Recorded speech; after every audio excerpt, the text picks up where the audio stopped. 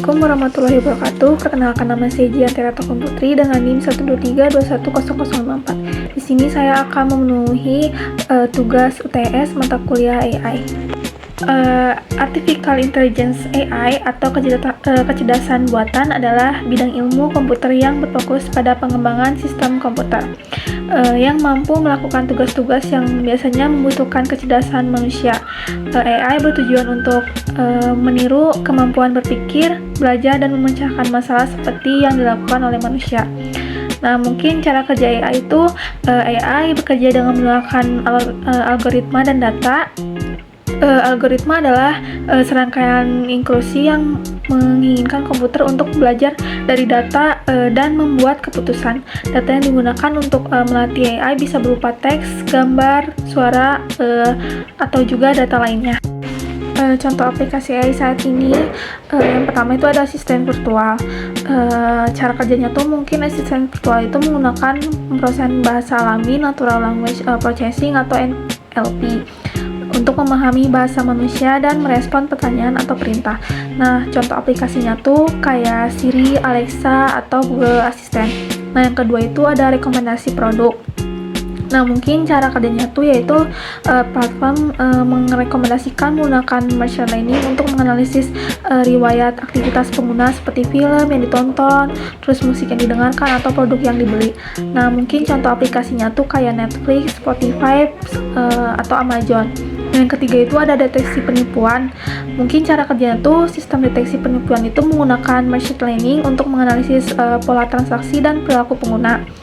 Mereka dilatih dengan menggunakan data transaksi historis yang telah diberi label penipuan atau tidak penipuan. Mungkin contoh aplikasinya tuh kayak bank, perusahaan asuransi. Mungkin kalau perbedaan sistem AI itu cara kerjanya tuh sistem AI itu menggunakan algoritma dan data untuk belajar dari pengalaman dan membuat keputusan sendiri. Nah, kemampuannya tuh mungkin sistem AI itu lebih unggul dalam menyelesaikan tugas-tugas yang tidak terstruktur, kompleks, dan membutuhkan adaptasi. Contohnya tuh kayak asisten virtual atau chatbot. Nah, kalau misalnya sistem komputer konvensional itu cara kerjanya mungkin sistem komputer konvensional bekerja berdasarkan instruksi yang diberikan secara eksplisit. Program-program yang ditulis oleh manusia menentukan langkah-langkah yang harus dilakukan komputer untuk menyelesaikan tugas tertentu. Nah, kemampuannya tuh sistem komputer konvensional tuh sangat bagus dalam menyelesaikan tugas-tugas yang terstruktur dan dapat diprediksi. Nah, contohnya tuh kayak kalkulator atau program permainan sederhana.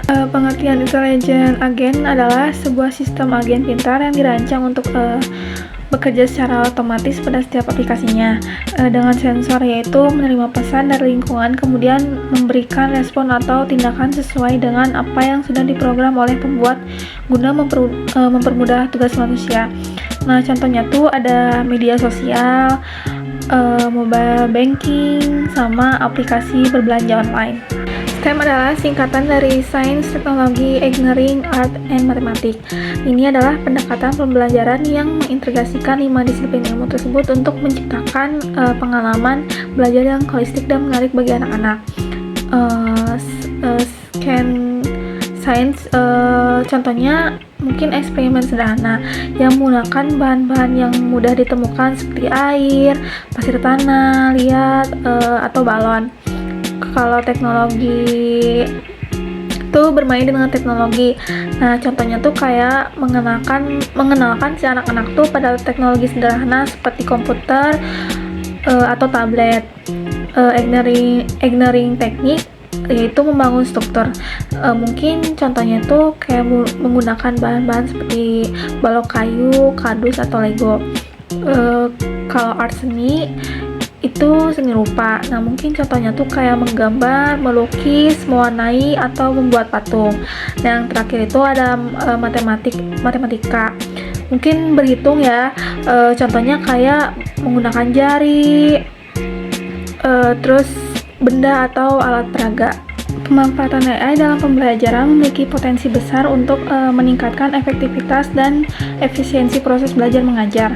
Namun, untuk mencapai hal tersebut diperlukan strategi yang tepat dalam pencapaiannya.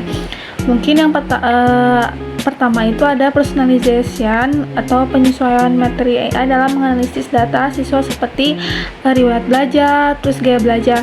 Contohnya tuh kayak platform pembelajaran berbasis AI dapat menyesuaikan tingkat kesulitan materi dan jenis konten yang disajikan agar sesuai dengan kebutuhan masing-masing siswa. Pentingnya peran guru juga, itu sebagai alat bantu, bukan pengganti.